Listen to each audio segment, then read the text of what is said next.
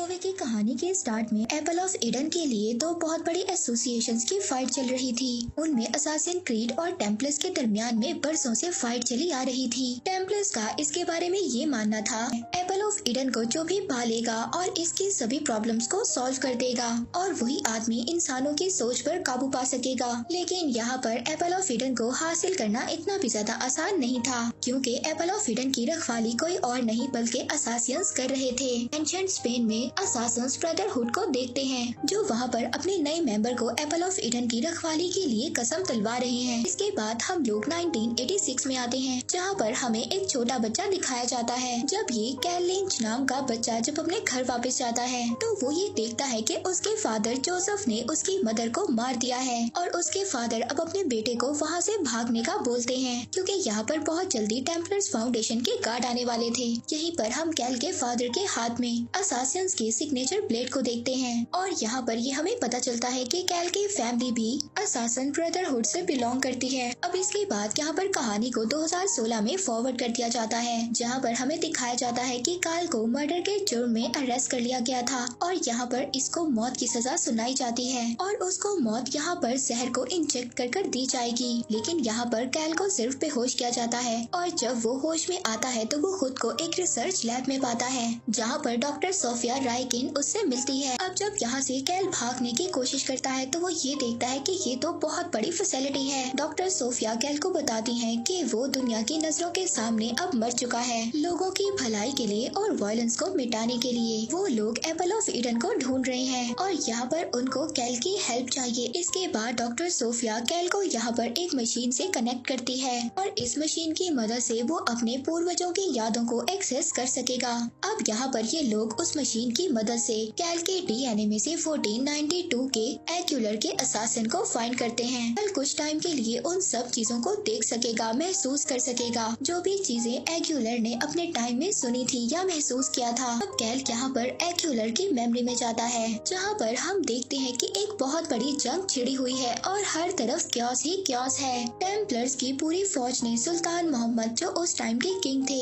उन्होंने उनके महल पर हमला कर दिया है और सुल्तान के बेटे को भी ढूंढ लिया है और वो अब उसको कैद कर वहाँ से ले जा रहे होते हैं। पर तभी वहाँ पर उस बच्चे को बचाने के लिए असासिन्स की टीम आ जाती है और यहाँ पर असासिन्स की फाइट टेम्पलर्स से होती है। असासिन्स टेम्पलर्स पर हावी हो जाते हैं, लेकिन फिर भी टेम्पलर्स वहाँ से सुल्तान के बेटे को ले जाते हैं, लेकिन असासिन्स उनकी ये कोशिश कामयाब नहीं होने देते। अब ये लोग आगे बढ़ ही रहे होते हैं, तभी हम प्रेजेंट में देखते हैं, जहाँ पर कैल की हालत बहुत ज्यादा खराब हो जाती है और उस मशीन से जिससे कैल को कनेक्ट किया गया था वापस बुला लिया जाता है। डॉक्टर सोफिया अपने फादर से बात करती हैं और उनको बताती हैं कि वो लोग एप्पल ऑफ ईडन के बहुत ज्यादा करीब हैं। वहीं पर दूसरी तरफ हम देखते हैं कैल अब फाइनली जाग गया था। डॉक्टर सोफिया उसके सेल में कैल से मिलने आई थी। कैल वहाँ पर डॉक्टर सोफिया को मारने की कोशिश करता है, मगर डॉक्टर सोफिया कैल को कन्विंस कर लेती है और उसको उसकी मरी हुई मदर के बारे में याद करवाती हैं। यहाँ पर कैल डॉक्टर सोफिया से पूछता है कि तुम मेरे बारे में इतना सब कुछ कैसे जानती हो।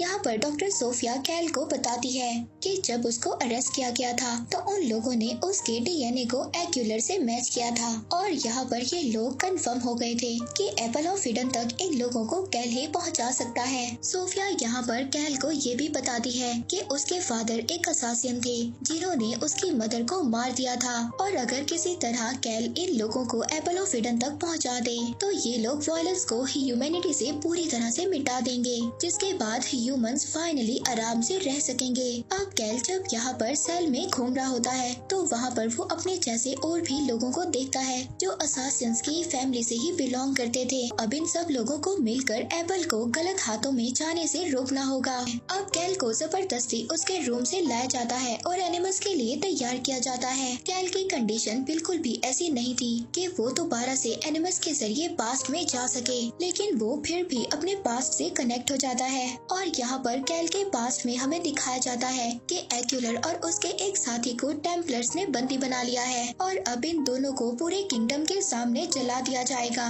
मगर ये लोग यहाँ पर भी हिम्मत नहीं हारते। टेम्पलर्स के गार्ड ने इन लोगों को मौत की सजा के लिए इस फंदे पर चढ़ा दिया था, लेकिन यहाँ पर एक्यूलर छूटने की कोशिश करता है और कामयाब भी हो जाता है और इसी के साथ साथ वो अपने साथी को भी छुड़वा लेता है। इनके लिए यहाँ से भागना इतना भी ज्यादा आसान नहीं था क्योंकि इनके आगे पीछे पूरी टेम्पलर्स की फौज पड़ गई थी। लेकिन जैसे तैसे कर ये लोग इस फौज से फाइट करते हैं और यहाँ से अपना पीछा छुड़ा लेते हैं और भाग जाते हैं। इसके बाद दोबारा से हमें प्रेजेंट में दिखाया जाता है कि कैल का कनेक्शन एनिमस से टूट जाता है और वो नीचे गिर जाता है। हम यहाँ पर देखते हैं कि कैल की कंडीशन बहुत ज्यादा बिगड़ रही थी और उसकी बॉडी भी पैरालाइज्ड होने वाली थी, पर ये पैरालिसिस टेम्पररी ही रहता है। यहाँ पर डॉक्टर सोफिया बहुत ही जल्दी कैल को क्योर कर लेती है। अब ये सब कुछ यहाँ पर कैल को बिल्कुल भी ठीक नहीं लग रहा था क्योंकि अगर ऐसा ही सब कुछ चलता रहा तो वो बहुत जल्दी मारा जाएगा। मगर इसके बाद कैल दोबारा से एनिमस मशीन से कनेक्ट होकर दोबारा से अपने पास्ट में जाता है। वो देखता है कि टेम्पलर्स ने सुल्तान किंग के बेटे के बदले एपल ऑफ इडन की डिमांड की थी और वो सुल्तान को ये बताते हैं अब कोई भी असासन उसकी हिफाजत के लिए नहीं आएगा।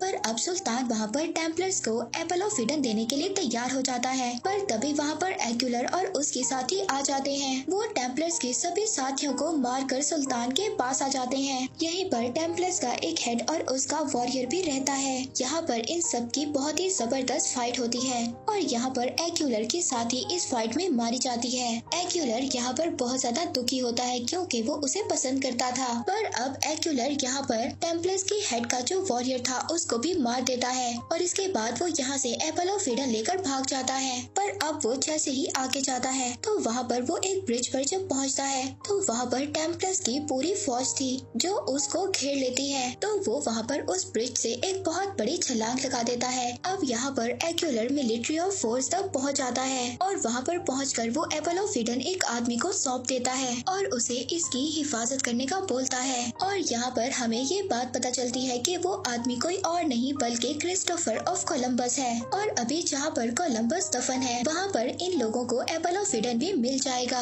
यहाँ पर कैल एक और विजन देखता है जहाँ पर उसके पास बहुत सारे असासिन्स आते हैं और उससे बात करते हैं और उन्हीं में से एक लेडी कैल की मदर होती है। वो उसको एपल ऑफ इडन की हिफाजत करने का बोलती हैं। अब क्योंकि ये लोग असासिन्स हैं और इनका काम ही यही था कि एपल ऑफ इडन को प्रोटेक्ट करना, और तभी यहाँ पर हम देखते हैं दूसरे असासिन्स भी ब्रेकआउट कर देते हैं। पर यहाँ पर फाउंडेशन के गार्ड्स एनिमस को पूरी तरह से सील कर देते हैं। अब सोफिया अपने फादर के साथ स्पेन रवाना होती है जहाँ पर से वो एपल ऑफ इडन को हासिल कर लेती है। मगर कैल तभी इस बात को डिसाइड करता है कि वो ऐसा नहीं होने देगा क्योंकि वो भी एक असासिन था। अब वो वहाँ पर अपने सभी साथियों के साथ मिलकर गार्ड से फाइट करता है। पर तभी हमें यहाँ पर एक और बात पता चलती है जो टेम्पलर्स फाउंडेशन की हेड थी कि वो एपल ऑफ इडन का इस्तेमाल इंसानियत की भलाई के लिए नहीं बल्कि इंसानों के खिलाफ इस्तेमाल करेंगी और इस एपल ऑफ इडन से ये लोग इंसानियत को अपने काबू में ला सकेंगे।